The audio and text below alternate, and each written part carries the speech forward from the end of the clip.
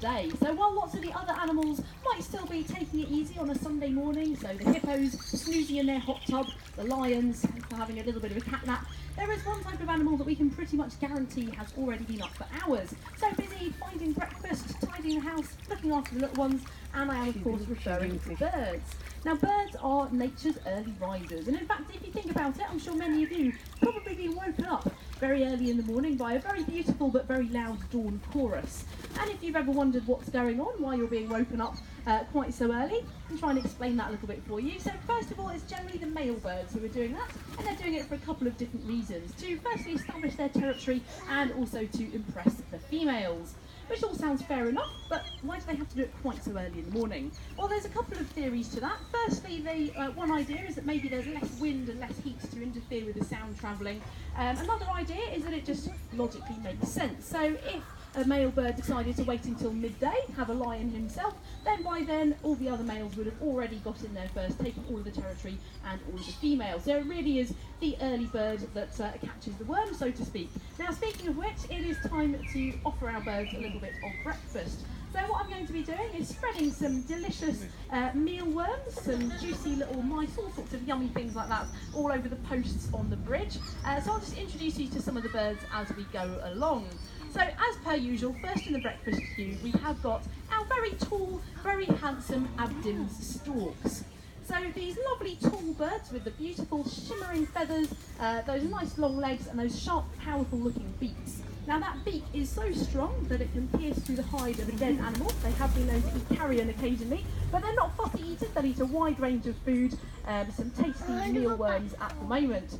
Now they do have a very endearing habit, a way of cooling themselves down on a hot day. What they will do is poo down their legs on purpose. It sounds a bit disgusting to us, but this actually helps them to shed some heat as it evaporates. Some vulture species will do the same thing as well. So a little top tip for you on a hot summer's day, probably wouldn't stand too close to any of our Abdim storks just in case. Now you'll see we do have quite a few of these storks even here in our walkthrough, but out in the wild they've been known to live in groups of between 10 and 10,000 Abdim storks at a time, so they can live in some absolutely massive flocks out in Africa. So these are birds that breed north of the equator, but they spend lots of the rest of the year in many other parts of Africa as well. Now another bird that at first glance might be mistaken for our Abdim storks, but I'll point out a slightly different one that's also tall with long legs, but having a preen at the moment at the top of the bare tree towards the entrance. You might see a bird with a long curved pink beak and a bit of a funky hairdo at the back. Now that is one of our wall-drop ibis.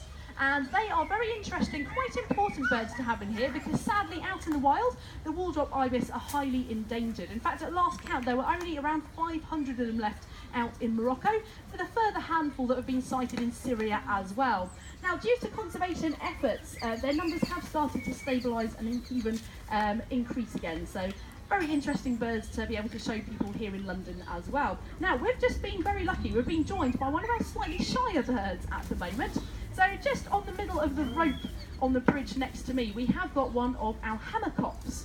They don't always join us. They are not amongst the most bold of the birds in here, unlike our very cheeky storks. But if you can see this medium-sized brown bird with a very unusual shaped head. That is our Hamerkop, so Hamerkop, literally hammerhead. We have got two of them in here, so one right on the bridge, another one for you to try and spot later on as well. But these are birds who build an absolutely enormous nest. So a fully constructed Hamerkop nest can be about 1.5 meters in width and consist of up to 10,000 sticks. Now, I'm not sure who's ever had the time or the patience to count that it's 10,000 sticks, but they are very impressive, very large, sturdy structures. So it's very nice to get a close-up view of, as I said, one of our slightly shyer birds this morning, our Hamerkop, just trying to get a few of the worms before the storks get everything. Now, you might be able to see we've also been joined by lots of beautiful duck species around the water. I will be giving them a little bit of breakfast later on as well. But what I'm also going to do, I did see one of our blue-bellied rollers earlier on in the bushes. So I'm not sure where they've disappeared to at the moment, but I'm just going to see if I can get the attention of one of our rollers.